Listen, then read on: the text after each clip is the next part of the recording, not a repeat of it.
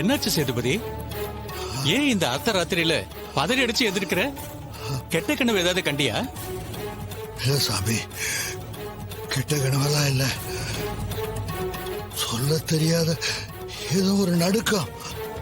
எங்க ஊர் தெருவுல எங்க கோவில் முன்னாடி நான் நடந்து போயிட்டு இருக்க மாதிரியும், நான் போனதும் கோவில் கதவு திறக்கிற மாதிரி ஒரு கனவு. நீ கட்டின கோவில் தானே? ஆமா சாமி, எத்தனை நாளா ஊரை பத்தின எந்த யோசனையும் இல்லாம இருந்தனா, இப்ப அந்த அம்மனே என்ன பார்க்கவான்னு கூப்பிடுறா. நான் எங்க ஊருக்கு போகணும். சேதுபதி, நிதான சேதுபதி. நீ இப்ப இருக்கிற நிலைமையில இங்க இருந்து கிளம்புறது அவ்வளவு உத்தமம் இல்ல. உனக்கு நடக்கிற வைத்தியத்தை இப்படி பாதிலேயே விட்டுட்டு போனா போற வழியில கூட உன் உயிர் பிரியறதுக்கும் வாய்ப்பு இருக்கு. 3 மாசம் நீ தாங்கறதே கஷ்டம்னு அந்த வைத்தியரே சொல்லிட்டாரு. அதுக்கப்புறமும் நீ இங்கிருந்து கிளம்புறேன்னு சொல்றியே. நான் கிளம்புறேன்னு சொல்லல, இது அவளோட அழைப்பு. எங்க ஊரு அம்மனோட கட்டளை. எங்க ஊரு கோயில்ல கும்பாபிஷேகம் நடக்கணும். இது பல வருஷ கனவு. இப்ப அந்த அம்மனே என்ன கூப்பிடுறது என் காதுல தெளிவா கேக்குது. அந்த காரியத்தை முடிக்கிறதுக்கு தான் இந்த உயிரை கையில புடிச்சிட்டு இன்னும் நான் வாழ்ந்துகிட்டு இருக்கேன்னு நினைக்கிறேன். உன் நினைப்பெல்லாம் சரிதான். நீ இங்கிருந்து கிளம்புறதுக்கு உன் உடம்பு ஒத்துழைக்கணுமே. என்ன கூப்பிடுறவளுக்கு என்ன பார்த்துக்க தெரியாதா? எங்க கோவில் கும்பாபிஷேகத்தை நான் முன்ன நின்று நடத்தி கொடுக்கணும். அதை முடிச்சிட்டேன்னா திருப்தியா இதே காசிக்கு வந்து உங்க முன்னாடி என் கடைசி மூச்சை நிம்மதியா இந்த காசிலேயே விட்டுருவேன். அது வரைக்கும் அந்த அம்மா என்ன விட மாட்டா. நான் என் ஊருக்கு போயாகணும்.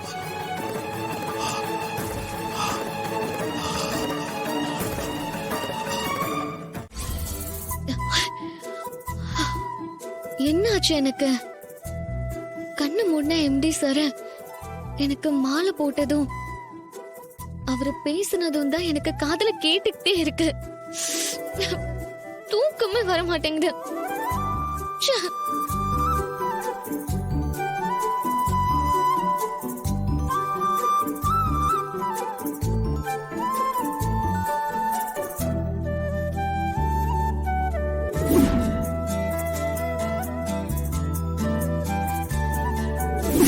என்ன ரேவதி, அம்மா, எப்பவும் படுத்த உடனே தூங்கிடுவேன்.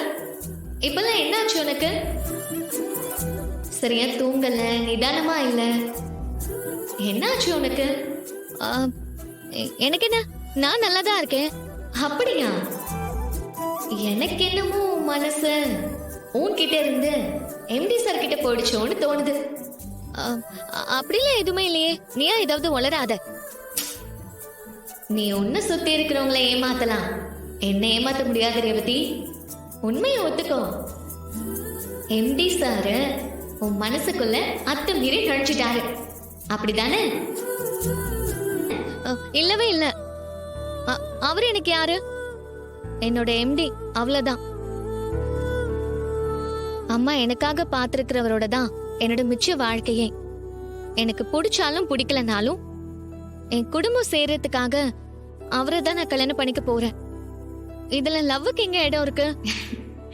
நீ போய் சொல்ற. குடும்பத்தை சேர்த்து வைக்க 2 குடும்பம் பேசினா பார்த்தாதான் அதுக்கு கல்யாணம் பண்ணணுமா என்ன?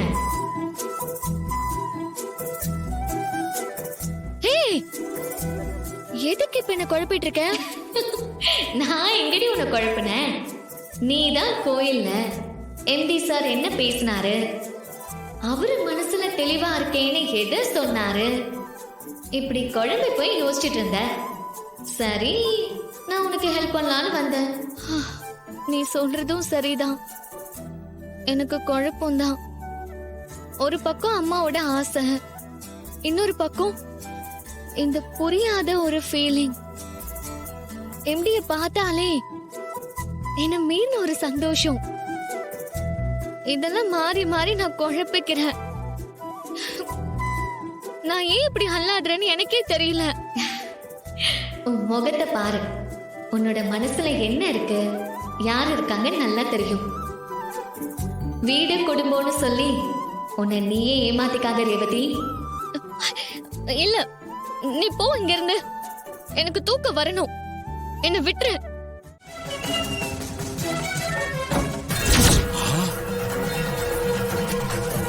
ஐயோ அம்மா தாயே, இது என்ன சோதனை? இப்படி ஒரு அக்கிரமத்தை யாரு செஞ்சது? எங்களை காப்பாத்தணும் உன்கிட்ட வந்து வேண்டி நிக்கும் போது இதெல்லாம் என்ன கோலம்? ஊரை காக்குற உனக்கே இந்த நிலைமையா? அப்பா வாங்கப்பா, இங்க பாருங்கப்பா. எங்கப்பா?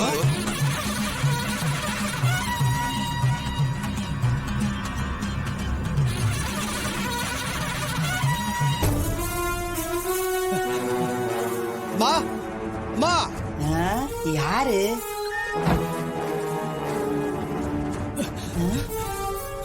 மா, என்னப்பா ஏன் இப்படி ஓடி வர? என்னாச்சு? நம்ம கோயில்ல என் நெஞ்செல்லாம் பதறுதுமா. கோயில்ல என்னாச்சு சொல்லு. நம்ம கோயில்ல இருக்கிற அம்மனோட சிலையில நீங்களே வந்து பாருங்கம்மா. என்ன ஆச்சுன்னு சொன்னாதானே எங்களுக்கு தெரியும்.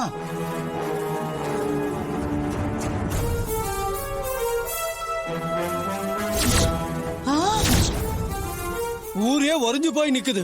நீங்களே வந்து பாருங்கம்மா. பாட்டி வாங்க போயிட்டு வாயா போலாம். ஆ.